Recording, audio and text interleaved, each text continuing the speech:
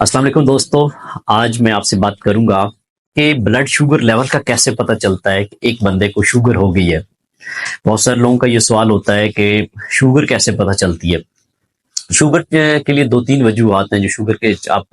पता कर सकते हैं कि आपको शुगर है या नहीं है। अगर आपकी फास्टिंग ब्लड शुगर 126 मिलीग्राम पर डेसीलीटर यानी कि 126 मिलीग्राम पर डेसीलीटर से ज़्यादा जा रही है और रात खाने के 8 घंटे के बाद,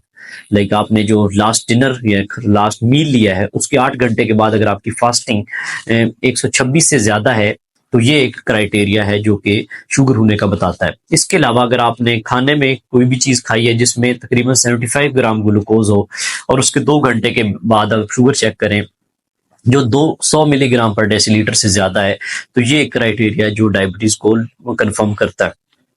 इसके अलावा कुछ पेशेंट में HbA1c भी हम से भी कंफर्म कर सकते हैं, जो 3 माह का एवरेज टेस्ट होता है कि अगर 6.5 से उसकी वैल्यू ज़्यादा है तो ये भी इंडिकेट करता है कि आपको शुगर है। इन सब क्राइटेरिया, अगर दो क्राइटेरिया इकट्ठे आ रहे हों, लाइक आपका ब्लड फास्टिंग और रैंडम ब्लड शुगर ज़्यादा आ रहे हो, तो ये शुगर डायग्नोज हो जाती है, या HbA1c 6.5 से ज़्यादा आ रहा हो तो फिर शुगर पता चल जाती है। इसके अलावा कुछ लोगों में क्लासिक सिम्टम्स जो डायबिटीज़ के हैं स्टार्ट में जो आ सकते हैं, उसमें कुछ लोगों को प्यास का बहुत ज़्यादा लगना, बार बार प्यास लगना, जिसका पेशाब का बार बार आना, और इसके अलावा कुछ लोगों में एकदम वजन बहुत ज़्यादा कम हो जाना, सडन वेट लॉस का, यानी कि अगर आपका 5-6 महीनों में अगर आपने डाइटिंग भी नहीं कर रहे या कोई एक्सरसाइज ऐसी नहीं कर रहे लेकिन आपका